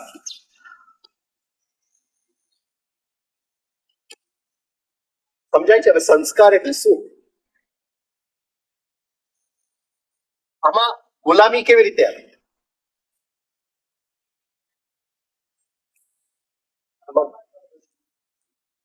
ગુલામી મને બતાવો, ક્યાંથી ક્યાં ગુલામી? આજે 100 રૂપિયાનો પ્રકાશ હતો, એમાંથી 1 રૂપિયાનો પ્રકાશ ફસાઈ ગયો. આ પેટર્નમાં ફસાઈ ગયો. હવે મારી પાસે કેટલા બચ્યા? 99. એક આ પેટર્નમાં ફસાઈ ગયો, સંસ્કારમાં ફસાઈ ગયો. જ્યાં સુધી એને હું મુક્ત નહીં કરું આ સંસ્કારમાંથી, ફરીથી 100 રૂપિયા નહીં થાય. હા, પકડાયું? હું શું કહેવા માંગુ? હવે હું લગ્ન કરું, રાઈટ? લગ્ન કરું છું એટલે હવે મારી એટલે ફરીથી જીવ બળે કે નહીં બળે? જીવ બહુ બળે. જીવ બળે છે એટલે ક્યાંય તો હું ફસાયેલો છું, તો જીવ બળે. એટલે ફરીથી આ પ્રકાશ બહાર ગયો, કોઈ વ્યક્તિમાં ગયો. આ મારો મિત્ર છે, આ મારી પત્ની છે, આ મારો દીકરો છે, આ છે, આ મારો દુશ્મન છે. પ્રકાશ બહાર ગયું અને એક પેટર્નમાં ફસાઈ, રાઈટ? નવો સંસ્કાર ઉત્પન્ન થયો. ધીમે ધીમે 99 રૂપિયામાંથી કઈ બચતું અહીંયા 0 થઈ જાય. એટલે જીવ જેવું કઈ છે નહીં, જે છે એ સંસ્કારોનો એક માળખું છે. આપણે બધા શું છે? જીવ નથી, સંસ્કારોનું માળખું છે. તો પછી રિટર્ન યાત્રા શક્ય ન બને. એટલે તો ભેગા થયા. હજી બહારની યાત્રા પૂરી નથી થઈ.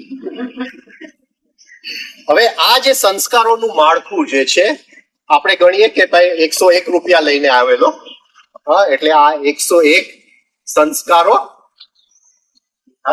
જીવની બદલે હવે સંસ્કારો છે. એ એક એક સંસ્કાર જીવતું છે કે મરેલું છે? જીવે છે.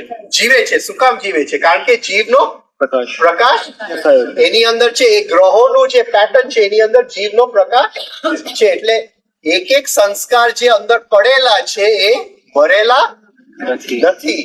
એ બધા જીવન વ્યક્તિઓ છે, આપણે એક વ્યક્તિ નથી. અંદર 101 કદાચ પૂરા 11 અક્ષરોની શેર છે. ઓલ લિવિંગ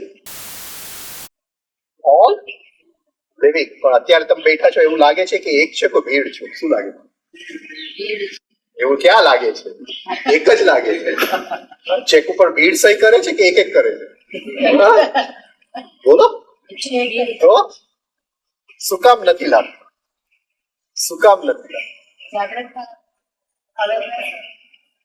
બે કારણ છે. Identify with the form. બે કારણ. બોલો. એ ભલે 101 વ્યક્તિ હોય કે 11 અક્ષરોની સેના હોય, એને વાત કરવા માટે તો મોઢું એક જ છે. સમજાય છે? રાઈટ? ટેલિફોન લાઈન તો એક જ છે. એટલે આ બધાની વચ્ચે એક જ ટેલિફોન છે. એક વાત કરવાનું મૂકી દે તો પછી બીજાનો વારો આવે, બીજો વાત કરવાનું મૂકી દે પછી ત્રીજાનો વારો આવે. રાઈટ? સવાર તો બહુ સારા. ત્યાં પછી બપોરે 11 વાગે એ જે વાત કરતો તો ટેલિફોન ઉપર આવીને કામ કરીને જતો રહ્યો. પછી આ કે નહીં ભાઈ, એને તો આની સાથે આવું કર્યું, એટલે હવે બીજો આવશે, ઓલો શંકા વાળો બીજો આવશે. આ બેન તો આવા છે. આ સમજાય છે? આ જે ગેસ્ટ હાઉસ છે એમાં હર મિનિટે માલિકો બદલાતા જાય છે. અને આપણને ઓલવેઝ લાગે કે હું તો ઈ જ કરું.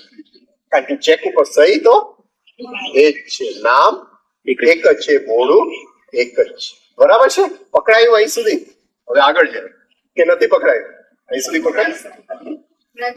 હા પણ એ ગાય છે એ પ્રથમ કરવા માટે આવે હા પોસિબલ છે અમુક ઘટનાઓમાં ઘણા બધા આદમી કોમ્બિનેશન આવે. કોમ્બિનેશન આવે. એક આઈને દુઃખ, તું એમ કે ભાઈ તારો લેક્ચર નકામો હતો, એટલે એક આઈ જે દુઃખ લાગે, પણ એની બાજુમાં વકીલ ઉભો છો, એ તરત તને સમજાવવા આવે કે કેમ સારું હતું. આપણી અંદર વકીલો ખૂબ પડેલા સમજાય છે. એટલે એ બધાને જોવા પડે. અને સેલ્ફ ઓબ્ઝર્વેશન છે એ અંદરનું ફીડને જોવું, અને એ રિલેશનશિપ વગર જોઈ નથી શકાતું. એ એક જગ્યાએ મેડિટેશનમાં બેસીને જોઈ નથી શકાતું. You have to relate.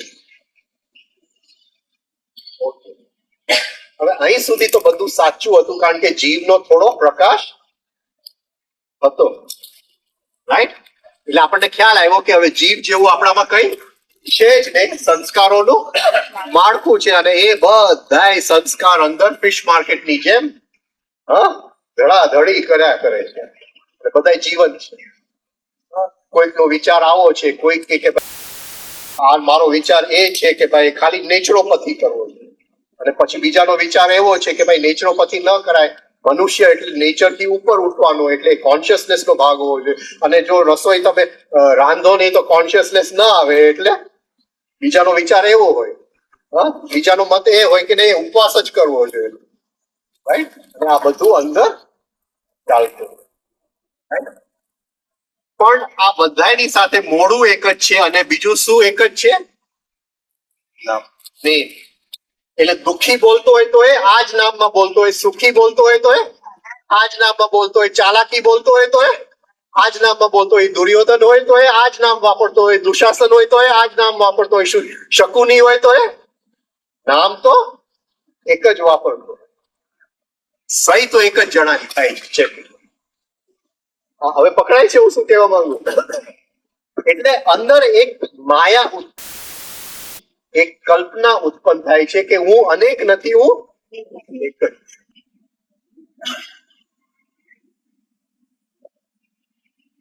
હું શું છું? I am just a piece of imagination. પકડાય છે? whenever I use the word I, આ છે, અને એ I જેવું તો કોઈ છે જ નહીં. It is just a imagination with my name. કારણ કે અંદર તો ઘણા બધા છે. તો હું જયારે આઈ બોલું છું, અંદર મને ફિલિંગ થાય છે કે હું એ જ વ્યક્તિ છું જે સવારે તમને કેમ છો કીધું ને અત્યારે તમને ગાળ આપું. એ જ વ્યક્તિ છું જે લોન લેવા આવ્યો હતો ત્યારે એમ કીધેલું કે ભાઈ હું તમને 2 જ દિવસમાં પાછો આવીશ, અને 2 વર્ષ પછી એમ કહું છું કે ખાઈ કરી લેજો. વ્યક્તિ બદલાઈ ગયો, વ્યક્તિ બદલાઈ. આપણે કોઈ દિવસ દુઃખ ન થાય આ જો સમજી લઈએ તો ક્યાંય જીવનમાં વ્યક્તિ બદલાઈ ગયો. હવે આજે વખાણ કરતો હોય તો કાલે ગમે એ કરે. અંદર બદલાઈ ગયો, ગેસ્ટ હાઉસ નો માલિક જ બદલાઈ ગયો. એટલે આ નામ જે છે આપણને એક માયા ઉત્પન્ન કરે છે કે હું અનેક નથી, હું એક. હવે કોણ ભણે છે? આ બધા ભણે છે કે આ નામ ભણે છે? એટલે એ જે ઇમેજિનરી આઈ જે છે, હા, એમાંથી અહમ ભાવ જાગશે. શું કામ જાગશે? તમે કહેશો કે તું તો બેકાર ડોક્ટર છે. હા, હું શું કહીશ કે ભાઈ નહીં, આટલાને મેં સાજા, હા, હું મારો બચાવ કરીશ. રાઈટ, હું કહીશ કે આટલાને મેં સાજા કર્યા છે. એટલે એ હું કોણ છે? હા, મતલબ શું થયો? એનો મતલબ શું થયો? હું કોના પ્રેમમાં છું? મારા પોતાના.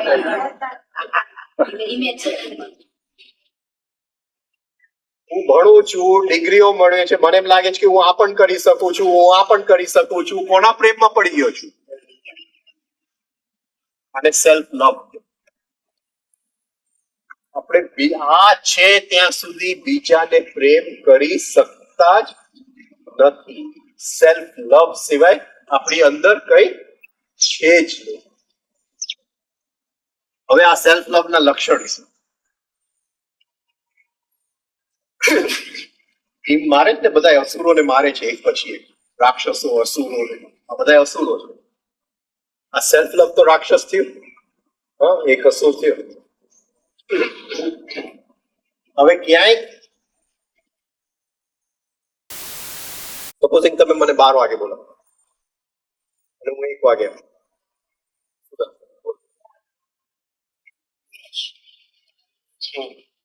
શું થશે?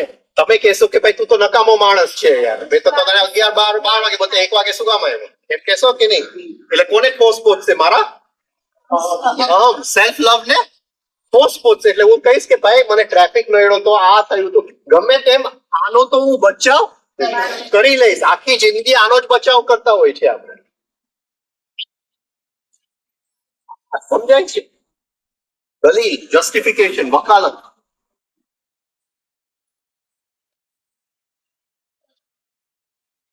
આ યાત્રાની અંદર આપણી જાતનો બચાવ કરવાનો ક્યાંય જગ્યા જ નથી. ક્યાંય પણ આપણી જાતનો જો બચાવ કરવા ગયા તો એ self love. હું સાચો છું. જરા અંદર જોજો, બધાને એમ છે હા કે હું સાચો છું.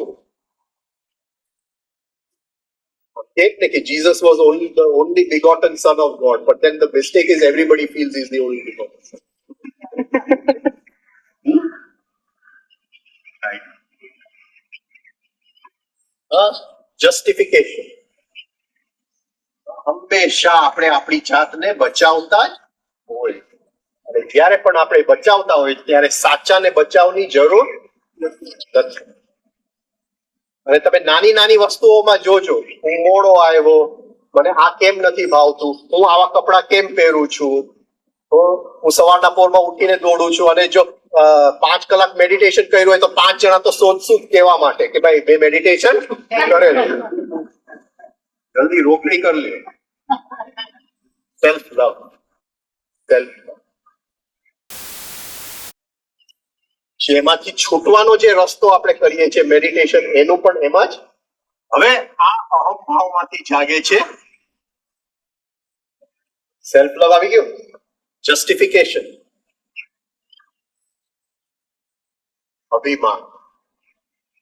પ્રાઇડ, પ્રાઇડ એટલે હું કરી શકું છું. સેલ્ફ લવ એટલે હું સાચો છું. અભિમાન એટલે હું કરી શકું છું, પણ હું જ ખોટો હોય તો કરી કેમ શકે? અર્જુન છે શરણે આવે છે કે ભાઈ હવે હું કઈ કરી શકું એમ નથી, તમે જ સાચા છો, હવે મને રસ્તો બતાવો. હા, શિષ્ય એટલે એને એક વખત ખ્યાલ આવી ગયો કે મારાથી તો કઈ થઈ શકે એમ જ નથી. એને ખ્યાલ આવી ગયો, પણ એ ખ્યાલ આપણને આવતો નથી. આપણને એમ લાગે છે કે આવતીકાલે કરશું, પરમદી કરશું, મૃત્યુ આવે એની પહેલા તો ચોક્કસ કરી દઈશું. અભિમાન, રાઈટ, હું કરી શકું છું. અને અભિમાનમાંથી જાગે મિથ્યા અભિમાન. બેવમાં ફરક છે. શું ફરક? અભિમાન અને મિથ્યા અભિમાન. હું તો માનું છું કે હું કરી શકું છું, પણ તમારે પણ માનવું જોઈએ. હું માનું છું કે હું સારો ડોક્ટર છું, પણ તમે કીધું કે તું ખરાબ ડોક્ટર છે, એટલે ગમે તેમ હું તમને મનાવી દઈશ કે હું સારો ડોક્ટર છું. એટલે અભિમાનમાંથી મિથ્યા અભિમાન. હું તો માનું છું, પણ એને પણ માનવું જોઈએ. રાઈટ? બીજી વસ્તુઓમાં પણ હું નવી ગાડી લઉં તો એની અભિમાન હોય. હું ચલાવતા આમ જોઉં કે કોણ મને જોઈ રહ્યું છે, એટલે મિથ્યા અભિમાન થઈ જાય. Right છે કે નહીં? I can and I can too. I can too. કહેવાય કે અભિમાન એટલે હું મારી ઇમેજ મારી માટે ઊભી કરું છું. મિથ્યાભિમાન બીજાના મનમાં મારી ઇમેજ ઊભી કરું છું. બીજાએ મારી ઇમેજ માનવું જોઈએ. બીજાએ મારી ઇમેજ માનવી જોઈએ. મિથ્યા, રાઈટ? હવે અભિમાન અને મિથ્યા અભિમાન ઘણી વાર ઉલટા પણ ચાલી શકે. હું નવો શર્ટ આજે પહેરેલો, નવો શર્ટ પહેરું તો અભિમાન ને કદાચ અંદર શરમ આવે કે નવો શર્ટ લઈને ક્યાં બીજા, પણ મિથ્યા અભિમાન ને જરાક બતાવો જો કે હું નવો શર્ટ, સમજાય છે? બે ઉલટી દિશામાં ચાલે. સાધના માટે અભિમાનની જરૂર છે. મિથ્યા અભિમાનને મારી નાખો. આ બે જુદા રાક્ષસ છે. અભિમાન સાથે લગ્ન કરવા પડે. મિથ્યા અભિમાનને મારી નાખો. આને મારી નાખવો પડે, આને મારી નાખવો પડે. બે વચ્ચે એવી બારીક લાઈન છે ને કે ભૂલ થઈ જાય, લગ્ન બીજા સાથે થઈ જાય. તમે રોજ આઈપીએલ જોવો છો કે શું? એનું નામ self observing.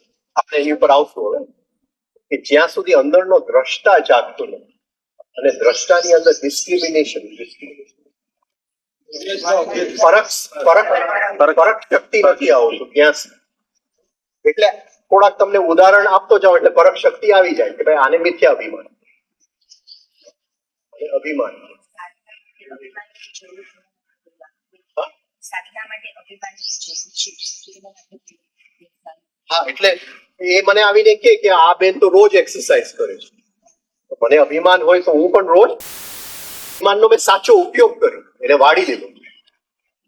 Kind of inspiration. Inspiration. પણ મિથ્યા અભિમાન શું કરશે? એ જ સિચ્યુએશનમાં શું કરશે? હું ન કરતો હોય તો એ હું રોજ કરું છું. સમજાય છે? મિથ્યા અભિમાન બતાવી દેશે કે ભાઈ હું તો રોજ કરું છું. આના બીજા આપણે ક્યાં આપણને સેલ્ફ લવ, અહમ.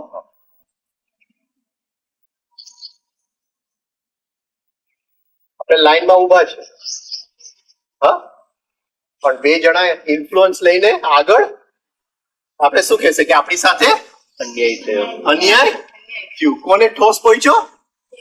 Self love. અન્યાય જેવું અહીંયા આ સૃષ્ટિની અંદર કે અન્યાય જેવું છે જ નહીં. જે સાધના કરે છે એને ક્યાંય અન્યાય નથી, કારણ કે એને સ્વીકૃતિ ભાવ છે કે એને જે કર્યું છે એ લાઈનમાં આગળ ગયો તો એની મરજીથી જ ગયો છે. તો મારી મરજી પ્રમાણે ન ચાલ્યું એટલે મારા અહમને ઠોસ લાગ્યું. હા, સમજાય છે? એટલે આપણે જેને ન્યાય કહીએ છીએ એ ન્યાય જેવું કઈ છે જ નહીં. આપણું ખાલી અહમનું એક લક્ષણ જ છે.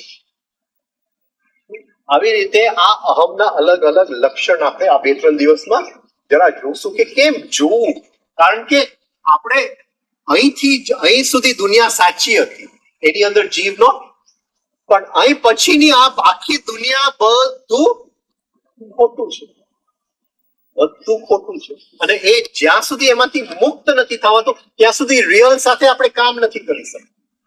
છેલ્લે પૂરું કરો. હવે સાધનાની શરૂઆત કઈ રીતે થાય?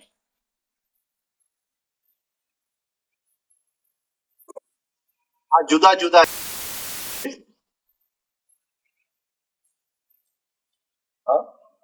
એ વ્યક્તિઓ જુદા જુદા પેટર્ન્સ છે અંદર. હવે સાધનાની શરૂઆત ક્યાંથી થાય છે? જ્યારે જીવનમાં એક ઘટના ઘટિત થાય છે કે એક વ્યક્તિ આમાંથી એક કંઈક શોખ લાગે, કોઈ એવો દુઃખ લાગે તો એક વ્યક્તિ એ પ્રશ્ન પૂછે કે આ બધું શું છે, આમાંથી કોઈ મુક્તિનો રસ્તો છે? આ ભલે 11 અક્ષરોની છે પણ એમાંથી એક જણો પૂછે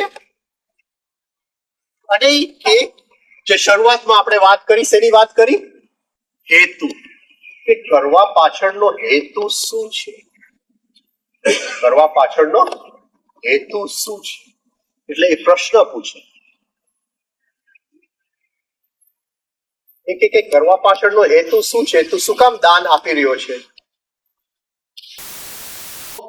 આ કહેશે કે જે આ દાન આપી રહ્યો છે એ કહેશે કે પુણ્ય કમાવા માટે હું દાન આપી રહ્યો છે.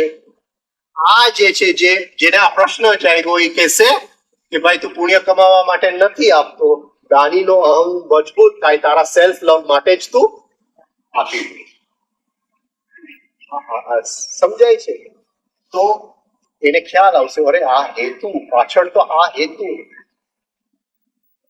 અને આ હેતુના કારણે અવિદ્યા છે. કસ્ય હેતુ અવિદ્યા. તો એ એક જણો જાગશે એમાંથી અને એક કોશિશ કરવાનું ચાલુ કરશે. ધીમે ધીમે એ પોલિટિકલ પાર્ટીની અંદર જોડાતા જશે અને બીજાને જોતા જશે. અંદરથી દ્રષ્ટા ઉત્પન્ન થઈ.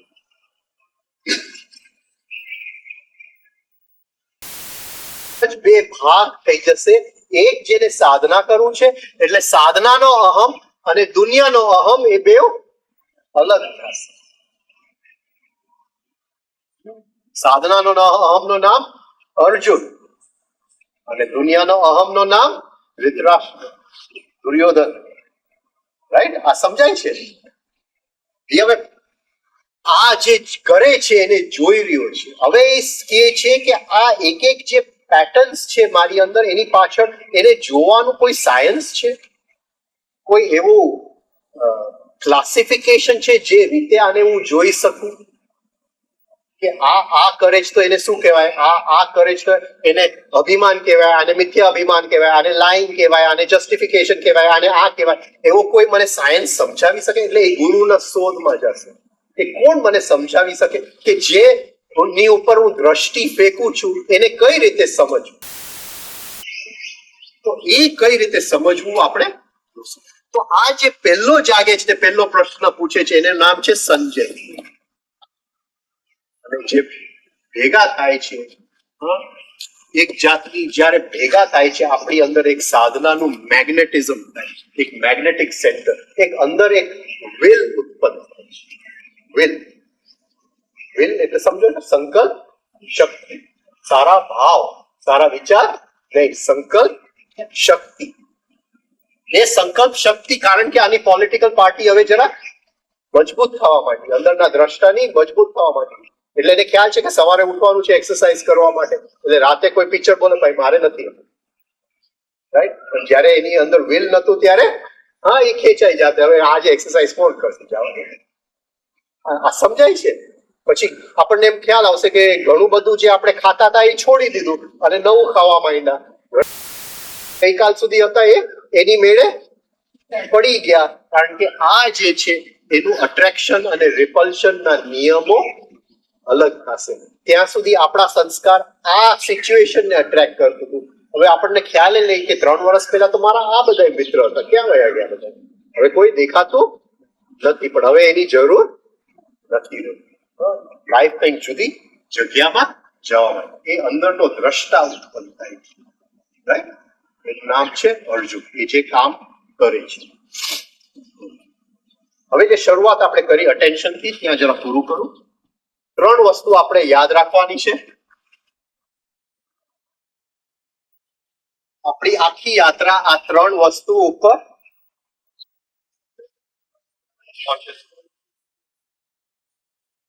મારું અટેન્શન ક્યાંય ખેંચાઈ ગયું ઓટોમેટિકલી, એ જે અંદરના તત્વને એ ખ્યાલ આવે,